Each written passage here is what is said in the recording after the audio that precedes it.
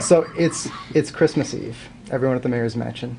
Your house is the mayor's yeah, bungalow. Yeah, exactly. The mayor's 1,200 square foot bungalow, just to be clear. Yeah, exactly. Well, they're all asleep except for you. You're finishing off a few policy initiatives, some speaking notes before heading to bed. You hear scraping metal and clanging of chains down the hall coming towards your house or towards your study. Metro line passed. Exactly, as you'd expect. It's former Mayor Stephen Mandel. Okay. And he says, I was in your shoes. I did some good things, I did some not so great things, and now I'm retired and I've been sort of moved aside from the political scene.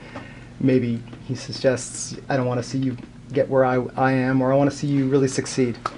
And he gives you the spiel about the three ghosts. You get the first one coming to you, the ghost of Christmas, or ghost of Edmonton past. Ghost of Edmonton past. And you get to peek back on a young, less gray-haired Councillor Iveson. Mm-hmm. And you know what you know now about the economy, about oil prices, about infrastructure projects that might not have gone quite so well. And you think to yourself, what could I have done differently, if anything? What is the first thing that pops into your mind? Well, I think about the decisions that we made with the Metro line about 5 years ago.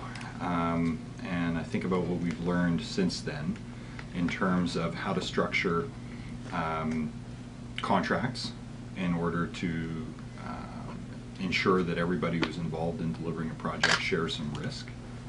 And I think about what we've learned in terms of ensuring that we have things like traffic modeling done before we make a major infrastructure decision, like moving the Metro line from one side of the street to the other onto the campus or onto the airport grounds. And so I would, caution, have all your ducks in a row with your contracts and with your LRT plans. Moving on to the ghost of Edmonton present, I guess you could say. One of the most recent things that was in the news anyway in the last month or so was budget. It always comes up around this time of year. Council used the word restraint. Is that the kind of restraint that you had in mind and you think Council had in mind to begin with? Well, the restraint included some key building blocks for the budget. The first was staying within the 10 million that was made available to us for reallocation. So any new idea we had or new priority or emergent issue we needed to deal with, we dealt with funding that was made available from efficiencies or innovation elsewhere in the organization.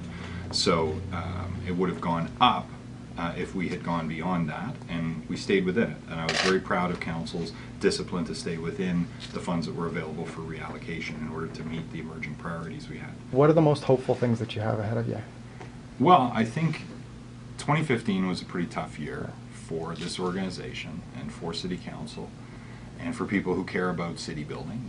We had a couple of bridges not work out the way we wanted. Now we're back on track with them. They're going to take longer than we thought, but they're both on budget at least. We don't have a fiscal problem, we have a time problem. And we take that very seriously though, because we know it's disruptive to people, particularly in the case of the 102 Ave Bridge.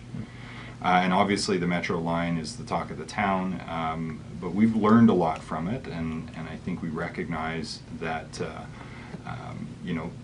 decisive action needed to be taken there, and so we've held people accountable. We've made key personnel changes. We've made our expectations clear on behalf of our citizens, what we expect in terms of effective project management into the future, and that will remain a focus for our council. But when you think about all of the challenges, you think about the economy tightening, you think about all the political transition we've been through and some of the uncertainty, council's actually really rallied.